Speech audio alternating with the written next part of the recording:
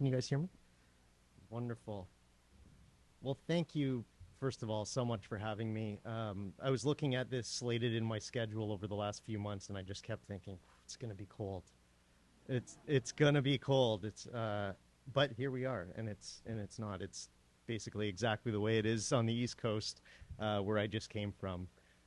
What a beautiful space, and it's so lovely to meet many of you this morning during coffee, especially some people I've known about for many years, and it's great to put a face to a name as well. So I wanted to start this maybe less specifically about sustainability, but more just a bit of a background on some of the work that we've been working on since I started my practice about 15 years ago. Okay. We've been, I would say, since the beginning of my practice, there was always a commitment to positive change.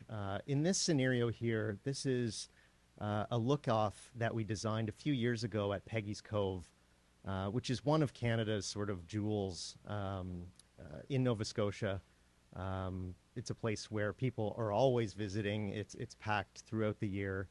And really, this change was to create an accessible boardwalk that allowed people with accessibility impairments, seniors, people who basically weren't able to navigate the rocks, and give them a perspective that really hadn't been seen before.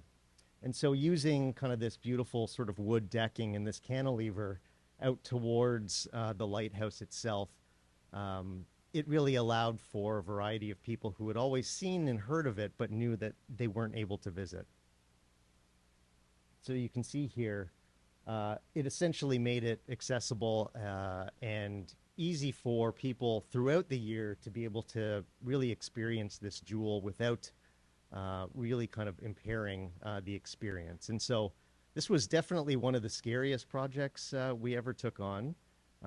It happened, right at the beginning of COVID and through that process, but it's always scary when you're touching something that's so close to people's hearts.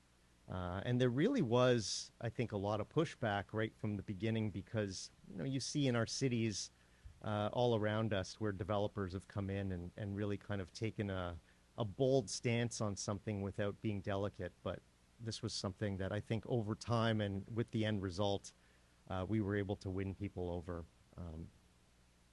This was a project we just completed 2 years ago in Toronto, one of our interiors projects that lined this almost kind of forgettable new development project on Queen Street West in Toronto, which is sort of the heart of the bustling part of the city, and lined it with an entirely clad maple cavern. This was a restaurant for famed chef Matty Matheson. And it's been open, for about a year and a half now, but was really an exercise in both using local materials, but also using local skilled craftsmen and designers. And so from the booths to the lights to many of the fixtures in it, it was all custom designed and really was a labor of love for the community itself. You can see that model on the right side, which is generally where our projects begin with these kind of, I say, it's never exactly like the final result, but almost like a last check for us. This is actually my own home in a rapidly changing part of the north end of Halifax. And so the idea here was to infill a lot that previously was empty for as far back as there was a city. Over 200 years, it was really kind of an empty lot with a little shed. And so the idea here was to take on this piece of land and infill it with a narrow house that would house our studio on the ground floor for my office, and then my home on the upper two floors. Again, using local wood and local crafts, it was this idea of creating a place that, specifically for me, traveling a lot, kind of created this cocoon-like feeling on the inside, lined in wood, and really, without kind of sacrificing any privacy, allowed for an immense amount of natural light on the inside. This is another project that was recently completed in the Annapolis Valley of Nova Scotia, which is really the wine region of the area. It was essentially inspired by uh, a duck blind or a lookout where you would have this thing that feels very, very light on the land on stilts, high up in the forest, and overlooked this beautiful kind of historic valley and wine country. This was again another exercise in really kind of working with local collaborators and artisans. And so, because this was another project that was kind of close to home, we were able to design furniture, we were able to design lighting, and really sort of push the boundaries on all the things we're interested in. I have to admit, I've sort of approached my practice in a really sort of selfish way. We stayed small all these years, and we're still only kind of around a dozen people between our Halifax and Toronto studio. But we're always chasing that high of fun. And so we spend a lot of time laughing and dreaming in the studio. But one thing that we've always been really interested in is just designing everything. This was a project that I think these things are being stretched a little bit, but this was a project where we won in Halifax. This was the new Art Gallery of Nova Scotia. And although it's on hold right now, it really, I think, changed the way in which these collaborations work. We had an Indigenous team at the core of our team that really kind of put their ideas down on paper and through the community before we put pen to paper at all. And so this idea was very much a new way of thinking about Indigenous collaboration and working with local artists and artisans on a project. This was done in collaboration with KPMB architects and Jordan Bennett and Elder Lorraine Whitman in Nova Scotia. And you can see that's our incredible Indigenous team on the left side. I think we all became really used to these kind of very surface level collaborations to check boxes and whatnot, but we wanted to kind of prove that there was a way of approaching problems like this with true collaboration, which really meant engaging kind of from the outset. And it made for, you know, I would say probably the most wonderful experience in my career. This is in the south shore of Nova Scotia, completely lined in eastern white cedar on the roof and walls. It's a cottage out on a point that's completely lined in both ash and birch wood on the inside, and really meant to feel almost like these historic Acadian hay bales that sit on the marshy land and really kind of, if you squint your eyes, almost look like an extension of the topography. We recently, and pardon me for jumping all around, I'm just trying to give it a little taste of everything here, but this is also what goes through my head every day, so it's completely jumbled. We just had an exhibition in the Beaverbrook Art Gallery in Fredericton, New Brunswick, which was really kind of the first time we were able to exhibit all of these models that we had been working on over the course of a decade and a half, and had a really wonderful, I think, 2-month turnout and lecture that went along with it. But on the right side, we're just about to release kind of a new light, both a pendant and a brick light. So we basically have itches constantly that we're scratching, whether they're dead ends or not. It's kind of like total self fulfillment on these things. It's just we love design. And, you know, speaking about sustainability, you know, I think we'll get to this in the conversation, but the adaptive reuse of existing buildings, these beautiful kind of structures in our downtown cores. This is in the east end of Toronto, century-and-a-half old brick building that was used for various things, specifically commercial and manufacturing, that we basically gutted out from the inside, used much of the existing structure, but basically created a multi-tiered, light-filled wood cavern, which is, you know, I think kind of the exactly the opposite of what you'd expect when you're standing on the outside. And so I think through storytelling. That's sort of the goal of many of our projects, is this idea that we can create this sort of surprise joy. And I'm gonna sidetrack here. The last time I was here, in about 8 years ago, I came with a very dear colleague, friend of mine, and we got to experience one place that it broke our heart when we found out that it closed here. It was Nye's Polonaise. Oh, that breaks my heart. Because there was nothing, there was nothing like that anywhere, right? I mean, that is the fabric. Um,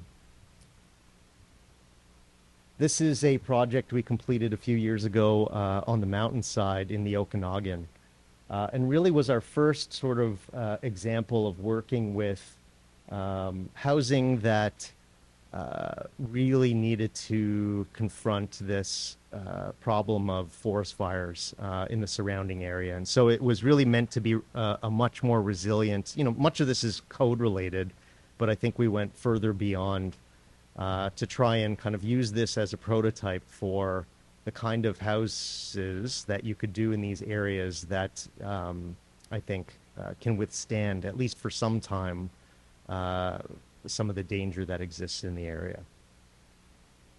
And so over the course of that, year and a half or decade and a half, we've done houses sort of all over the place, and we currently have projects in, I think, 8 provinces in Canada, and we have one in Washington State, and in the Caribbean as well. And so we're constantly sort of responding to the vernacular and local materials and local crafts, and trying to tell stories through the architecture itself.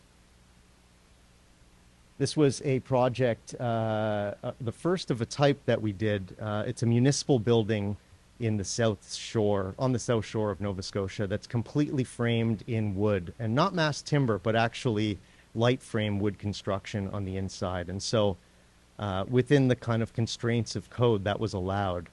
And because we have a sort of tree species out on the East Coast, unlike the West that have these massive cedars, it's certainly also supporting local economies as well. This is a project we completed also in the last couple of years, kind of at the tail end of COVID, in the same vein of adaptive reuse, a historic century-old building that essentially stayed vacant for a few decades, and through this kind of regeneration, through design, we were able to house 11 African Nova Scotian men who were at that time homeless. This is not sustainable. This is a single house, so we'll just go beyond that.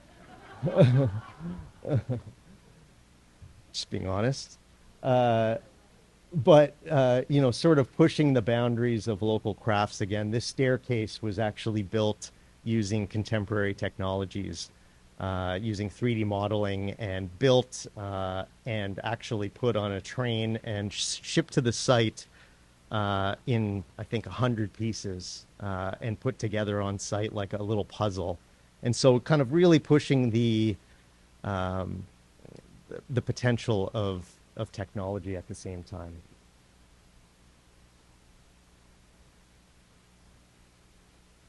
This is actually a brownfield site in Hamilton, Ontario, where we had worked with half dozen collaborators, including KPMB, on revitalizing a completely sort of dead part of the town that was previously industrial, and really revitalizing it with kind of various types of housing. And that's under construction now. Again, another house in Oakville, Ontario, that again really sort of pushed the limits of what we could do through contemporary kind of modeling. You can see we like using wood quite a bit. This is a house on the south shore, or in Cape Breton actually, that I think was one of our first well-known projects, with a very, very small footprint that just sits proudly on this little hump of land that overlooks the ocean, with a doorway that was really inspired by this vernacular idea of blocking the wind on these doorways. Typically, it's a place so that you can stand outside, not get wet from the rain, so the door doesn't shut. But we really kind of took it almost using kind of marine engineering materials and really kind of pushed the limit on the storytelling here.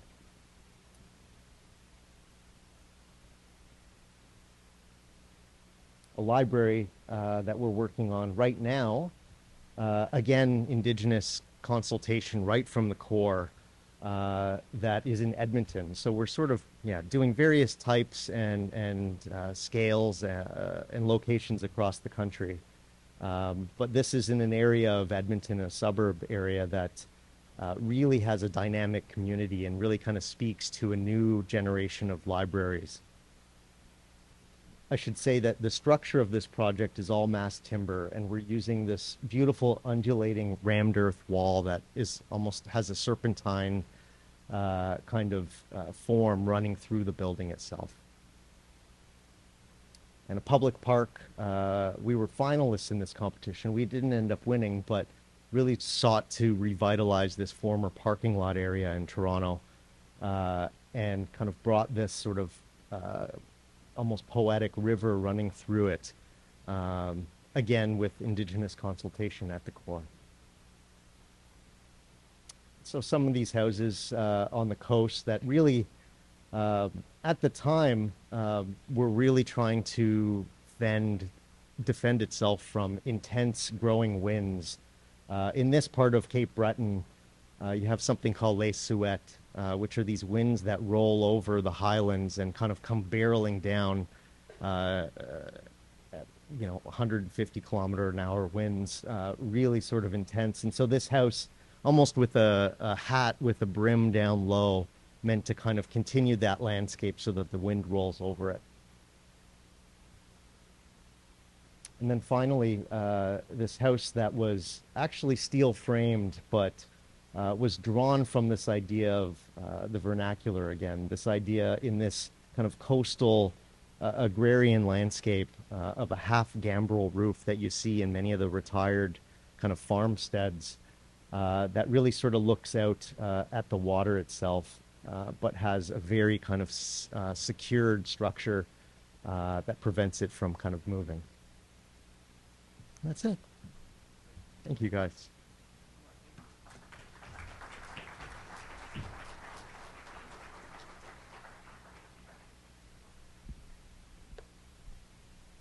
So I think we're good. We're good. Okay.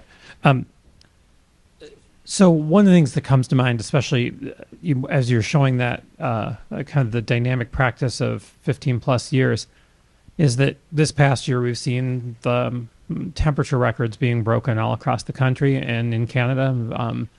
Parts of northern Ontario in particular were set ablaze, and I think the fires are out finally, maybe.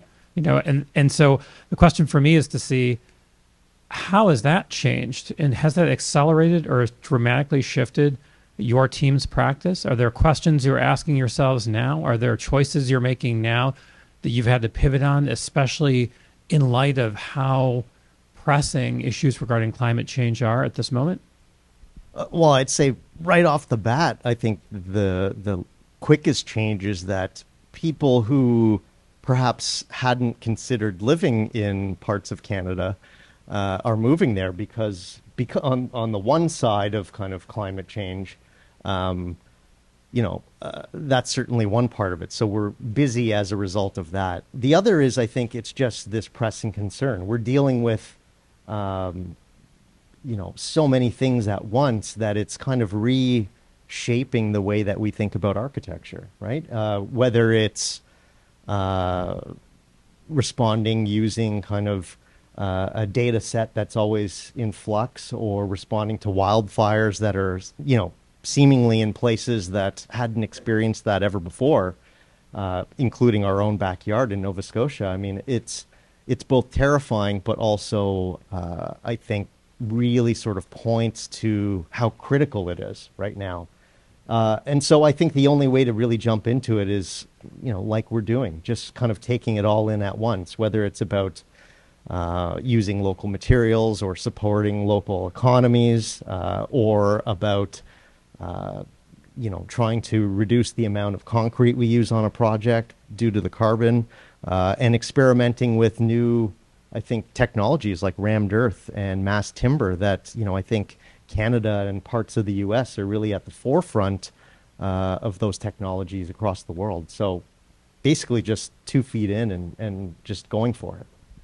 It seems to lend itself to looking for new points of collaboration where maybe you haven't either had to, either due to the necessity of the type of rapidly changing climate, whether it's, working with climatologists or whoever else in your practice. So I don't know if you've started to go ahead and start to kind of think about how you're expanding it, who's part of your collaborative team as you're starting to go about projects. Well, certainly maybe less in terms of climate change, but in terms of the voices who are involved in these processes now, I think has just made for so much richer of a process, and I think an end result, including the indigenous population that are core to every public project now in a meaningful way, including the communities who live in these places now. It's a vastly kind of changing environment, including that library that we worked on. I mean, it's almost 95% South Asian community in that part of Edmonton. And so I think the audience that and the user group that we're working with is so vastly different that it's really just sort of rethinking everything. Yeah. And maybe what you just said, I think, is kind of a perfect way to tee up my next question, which is, who are the people that are, in general, being left out of some of these dialogues that need to be brought in? I think you showed the powerful project when you started to talk about thinking about kind of an anti-ableist kind of approach, as a universal design approach towards thinking about accessibility and access to the natural environment. As we start to think, and especially in this city in particular, we've got a tremendous homeless crisis here. I'm wondering, what are the communities and populations that you think need to be more at the table, and what are the strategies that you're working on, or that you think, just in general, we need to be thinking about regarding bringing them in a meaningful way to be at the table? Yeah, I really think, with each project, we're experimenting with collaboration, whether it's working with kind of coastal protection specialists that are driving the way in which we engage. Obviously, with a large part of the projects that we do, it's coastal, and people are pushing to have traditional sort of cottages and things that are close to the water, and really kind of being a liaison between these specialists and the client, and changing the way that even the user group or the owner thinks about these things as well. So there's that, but we've engaged with communities that are neurodiverse, for example, thinking about spaces like the art gallery for children who have autism, for example, or accessibility.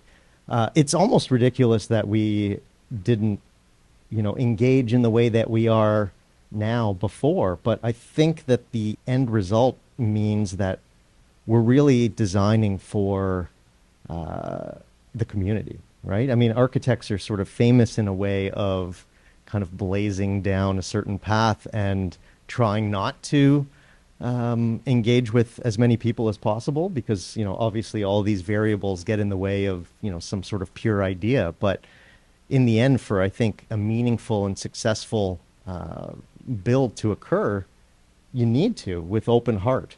Well, and let's take that kind of one step further, which is that can you in a kind of an illustrative fashion go ahead and talk about kind of a primary vision that you and your team had that you think got significantly turned around or changed dramatically by involvement with the population, and maybe one that may have made you or your team feel uncomfortable, or one that you kind of really wasn't part of that master vision. And if you could try to kind of illustrate that out in terms of kind of what kind of shifts are we talking about here? Let's see. I think for myself in particular, the Art Gallery of Nova Scotia, because it was such a huge project in an international competition, we really approached that one in the way that we were going to, I guess, engage in a way that is never really done, right? And so, part of that was picking a team and picking a group of collaborators from the outset so that you weren't tweaking an existing idea, but the idea itself is the product of these conversations, which, I think is atypical in our profession. So that's one thing. The other I'll say is with Peggy's Cove, and people were striking, or picketing before that project happened. And so when people found out that, there was going to be some work at this kind of famous landmark that, people have gone to for, 60, 70 years. And before that, it was a fishing village, and still remains a fishing village to some extent. People were terrified. And so I think because of the collaborations we had from the outset, we sort of believed in our heart that we were doing the right thing, and it was worth, I think, the general level of protest that we were going to have, and it ended up working out in a good way. Yeah, does that? But yeah. But it's sticky, right? In the sense that it's not symmetrical, right? It's not. Yeah. No, it's not. So what I want to do here is I'm also looking at the audience here too, which my sense is there's a hunger to ask questions from this group too, which we'll make sure to incorporate.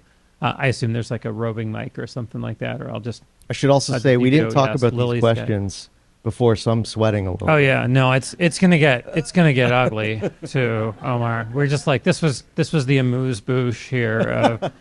But I am, and now I am aware of the fact, because I'm going to ask you a question about failure in three parts, and what I want to do is understand where you think things may have failed. It could be your own project if you want to illustrate that, but it could be just kind of in general. But the way I'm looking at failure within the context of climate solutions, within the context of sustainability and the built world, is regarding projects that you think that may have had noble intentions, but man, they went south fast, and you think are kind of an example for us to go ahead and say, we really need to avoid this at all costs. The second one, and as an educator, I have to ask this, is pedagogy, in the sense which is to understand. There's an alliterative theme here. I've got a third P coming up. But so the second one is pedagogy. What do you think educators are getting wrong, and where do you think that? And because while I'm coming from a perspective of art and design education, in the end we're kind of doing the same thing as educators. And so, and then the third one, and this is where our representative from the Canadian government may want to go ahead and plug their ears, because is to want to know if there's any policy failures that we see. Are there any kind of policy failures that we see that are really prohibiting us from thinking about kind of being our best at these kind of colliding practices? So you can choose any one of those three to start with, whatever one you feel most comfortable, whatever one you want to get out of the way first. For sure. Well, in terms of policy, I would say the biggest failure is, at least in North America, is in housing, right? I mean, there is such a need for housing, and there is such a high level of vacancy, for example, in building stock that exists at the moment. There seems, you have to believe that there's no excuse for this to exist, right?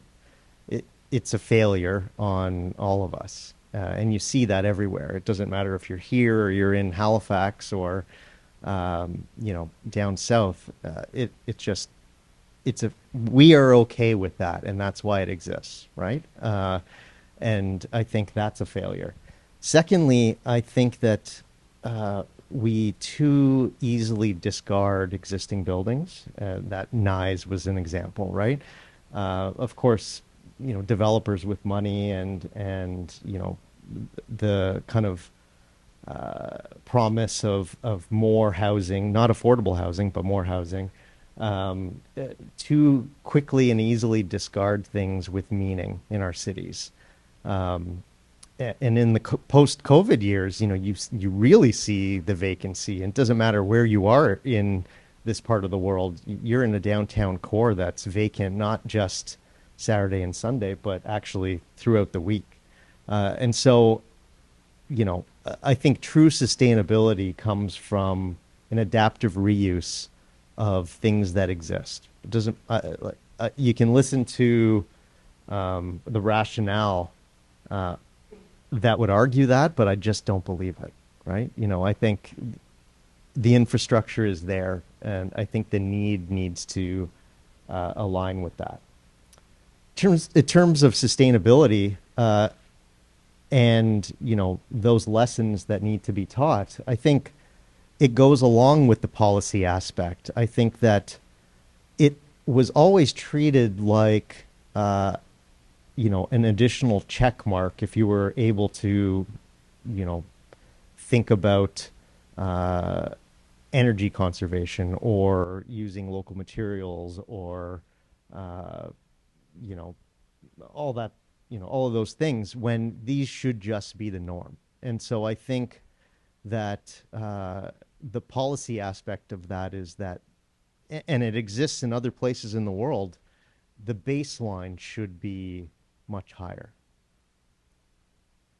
That's great. I don't think I answered your first question. No, I mean, I think we went into policy. It sounds like if you were Emperor Omar Gandhi of the entire continent of North America, it seems like that it would be public housing would be kind of one of your significant priorities. It would. To kind of raise it to kind of essentially kind of a national crisis or a crisis, right? Yeah, absolutely. Yeah. Let's shift to pedagogy. What do you think educators are getting wrong? What do you think they're not teaching in the classroom and they should be?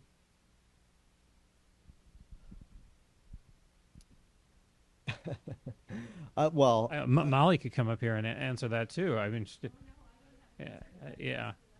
I mean, we're getting something wrong, and I say that as and I hopefully no members of my board are here, but we're getting something wrong. I mean, and so it's just I'm always interested in knowing what we're getting wrong. Well, I think it's the severity of it all, right? Whether it is about housing or climate change and the things that we can do on a regular basis that can help avert that. I think that's it. It's not that bonus aspect of the daily projects that happen. And the daily builds. I think the severity of it all needs to shift. Yeah. So you mean that kind of necessity and that urgency? The way that we communicate. Yeah. The urgency of it. Yeah. Okay. And then what about projects? I mean, did you have an answer for that one? For me, I mean, I'm in alignment with you about urgency in the sense I think that education has to be about addressing some of the most pressing issues of our times. I think whether you're being educated in graphic design, right, or in architecture, I think there is no way that we can't in a world where there's misinformation, there's science denialism, there's right. There's changes to our climate, which are catastrophic. I think that there needs to be that kind of urgency all around. So I'm with you on that. I think that for me, I'm probably also someone that wants to extend that notion of what education is. We always love to use the phrase lifelong learners. I think we have to put our money where our mouth is. I think we have to really think about what does it mean to transform a mind after they cross a graduation stage, right. And what's the institution's obligation to that? Right. Yeah. So let's shift to projects and to think of what are projects that you think have gone south. Projects that they always say hell is paved with good intentions.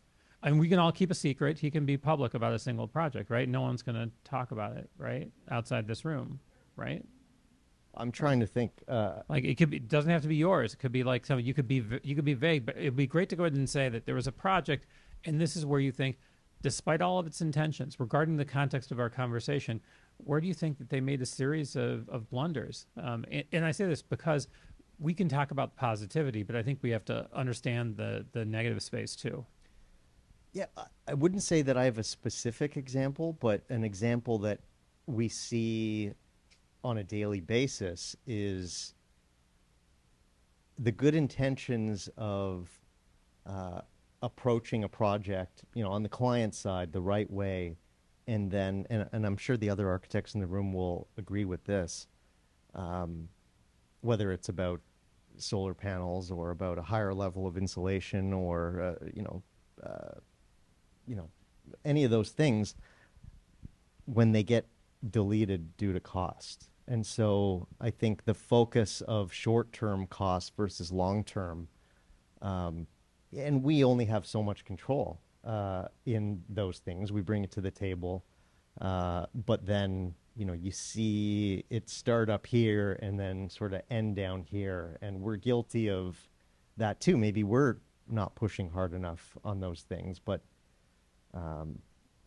I think what's going to help with that is as these technologies kind of mature and the cost decreases on them, we're going to see that as a more regular thing. I would say that's my example, not Sure. specific, but it's something that we deal with all the time. Okay.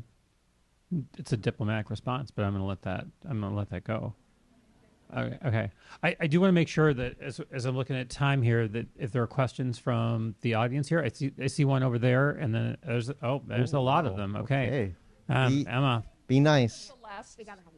Could you please frame both of the last two questions in not with critical hindsight, but what could we do differently, and position it as the learning that Yeah. came from mistakes? Because I think we're seriously at this time criticizing what has been done as if in some superior way we should have had those answers, when in fact pedagogy is about learning and doing it differently. Yeah, and I appreciate those comments. I mean, I'd say that for me, I am always looking at going ahead and seeing.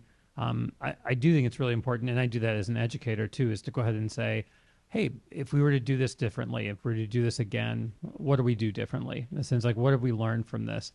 And I think that's for me. I think it's important for us to have a generative and actually kind of a really empathic space to go ahead and talk about failure. In the sense, I think the frame invites different responses. Sure. Yeah. Thanks very much. Thank you. Okay. Well, and maybe I'll just answer that by saying what I said before, which is that I think we're guilty of thinking of many of those things as options when they should be so intrinsically sort of connected to an architectural idea that you can't remove it. And that was, I think, part of the learning experience of working in a real meaningful way with the Indigenous community was when we worked with them on day one, the ideas that came to light were so kind of woven into the core ideas of the project that we were purposefully making it impossible for those things to be removed later, which is always the case, especially with that. Is, people go through consultation, they do this, they have those conversations, and then those things are removed, and people wonder, how could we have done things differently, if they're wondering at all. But we were wondering. So we were trying to make it impossible for that to happen. And I think the same thing needs to, so I'm just speaking out loud and maybe also promising that as well, is that these things can't be thought of as add-ons, like when you buy a car and you can maybe add these things later. It's just like, this is the core idea. This is the new normal. Good. A bunch of questions. Okay, go ahead.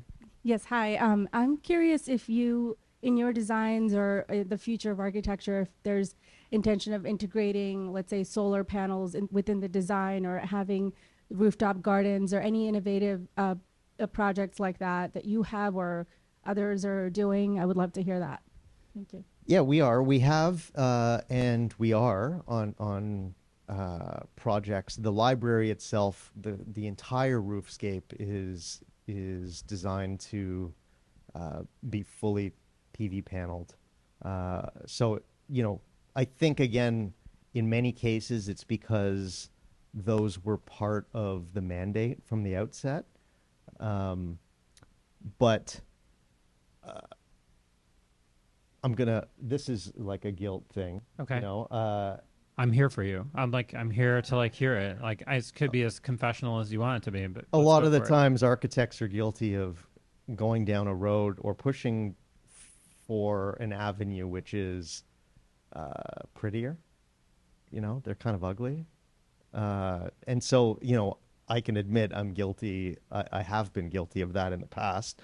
And the thing that's helping with that is the fact that these technologies are changing so quickly that, you know, seamless integration is now a thing at a lower cost than, you know, it was before. And so these things are all possible now without feeling like you're giving something up. We've got a bunch of other questions here. One here and then one there. Okay.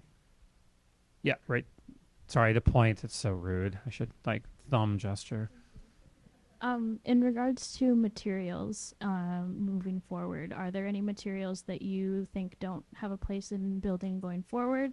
And also, are there any emerging technologies or materials that you're excited to incorporate in the future? We're pushing really, really hard for both rammed earth and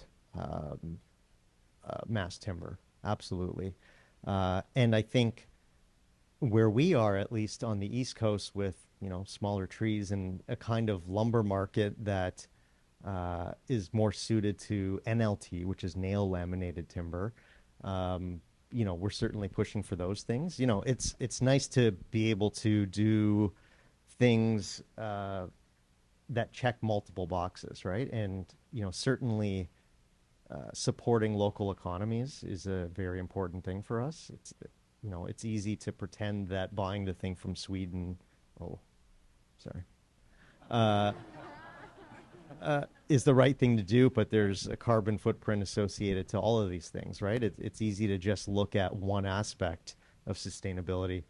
And in terms of, you know, trying to reduce, you know, it's concrete. You know, it's absolutely concrete.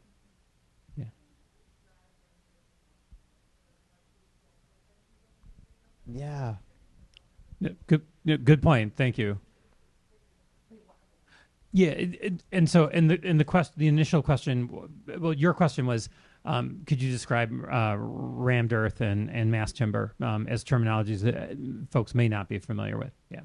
Yeah. So mass timber, due to the, I guess, based on the properties that also give it a high fire rating, people always think, oh, wood, it's going to burn. You know, it's not safe for buildings of a certain scale, but that's actually not true at all. And so with a certain kind of dimension and stability, you're actually able to use wood that essentially is used for the entire structure of a project that checks the boxes on low carbon, local materials, and fire rating at the same time. And so, you know, every year they're actually finding or supporting the fact that we can build taller and taller with these things as well, which is reducing the need for steel and concrete throughout. Rammed earth, you don't see too many examples of it yet, but you often see kind of this striation on these beautiful walls that are built kind of segment at a time, and through you know, plasticizers and, you know, earth, it's rammed down to become essentially as hard as concrete. That might not be true, but I think I'm going to go with it's as hard as concrete, but used in the same way. Great, that's perfect. Yeah, sorry. Yeah, no, it's good. We've got a couple questions, and I know that soon we're going to get a time warning here. Hi, I'm wondering if there are craft people that are coming along and being trained to do these beautiful things that...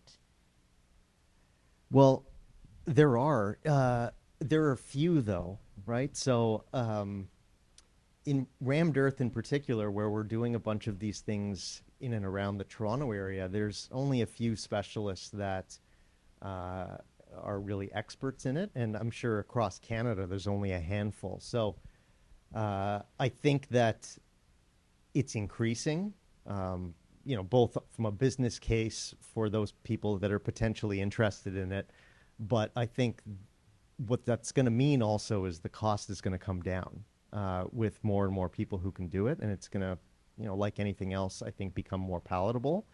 For mass timber, I know a lot of it comes from the West Coast, but in Quebec they make it. I'm not sure if they do that locally over here, but I think the good part about that is you're not going to have to order these structural members and ideas from a far distance, and actually have local plants and assembly places where you can get it and it's local. Yeah. Yeah. I'm going to pick on the project you said was not sustainable.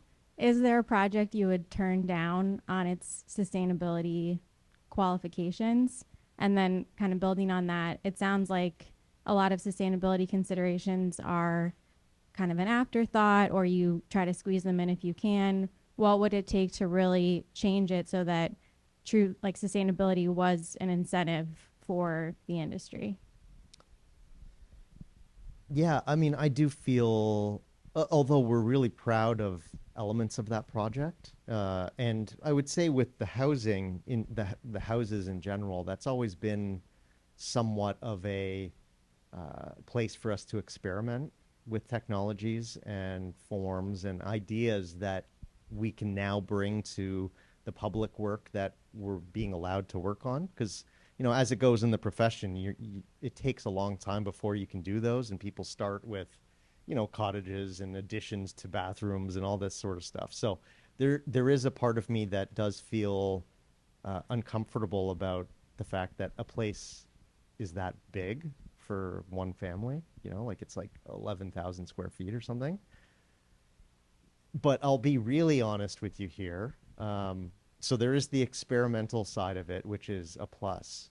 A lot of the work that our studio does is not for profit. A huge amount, actually, whether it's Indigenous housing or a birthing center that we're working on for the Indigenous community, or housing for the African Nova Scotian community. Some of those fancy houses allow us to do those other things. So we use it as a classroom, a place where we can really kind of go for it and push our own practice through kind of experimenting with technologies and materials. But then also there's the business side of it that allows us the opportunity and freedom to do other things. Great. I think with that, I'm going to wrap things up here so that we don't run afoul of time here. First and foremost, I want to thank Omar for your thoughtfulness and your time this morning. It's just a really great opportunity to have this conversation with you. So let's give Omar a round of applause. Thank you, guys. Thank you.